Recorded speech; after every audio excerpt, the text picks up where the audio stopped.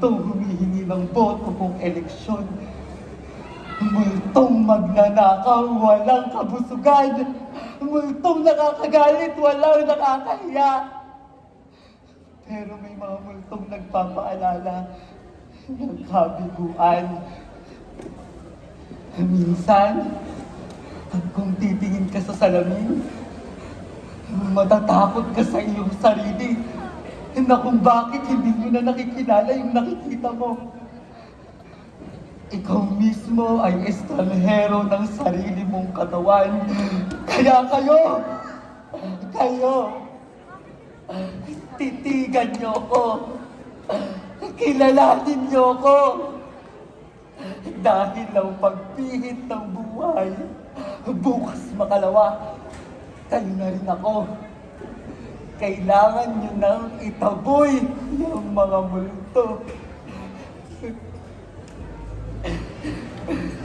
Tanggap ko na ang nakakahiya kong kaligayan.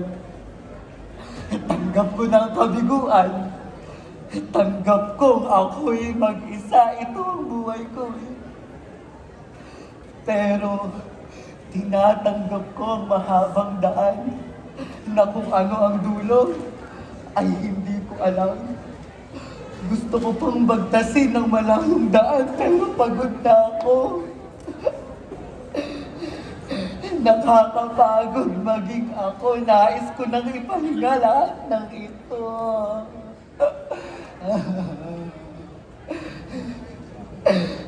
Sa daang walang katiyakan o mahimbing sa silong ng aking kasalukuyan.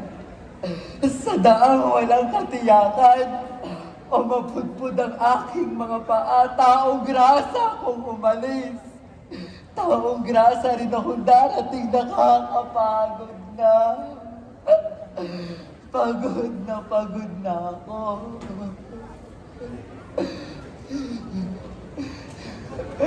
Isang silong mahihimbing.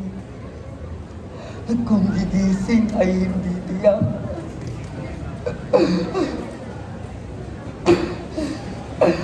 Taong grasa kung pipikit, pero taong grasa rin ako sa paggising sa umaga.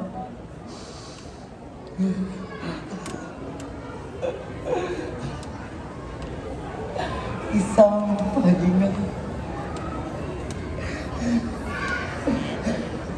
Freeze!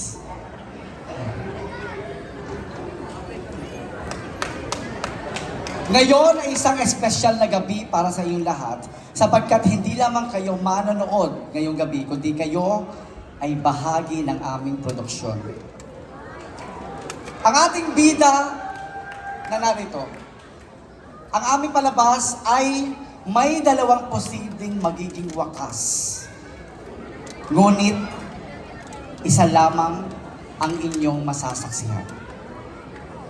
Ang ating bida ay maaaring una, iinom siya ng kape. O ikalawa, hihiga sa karton. Ngunit, hindi siya ang magpapasya, kundi kayong lahat na narito.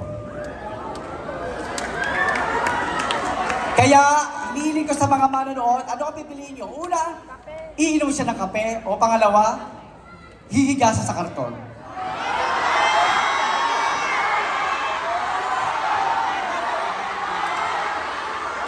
Upang mas makita ko kung ano ang tunay na botohan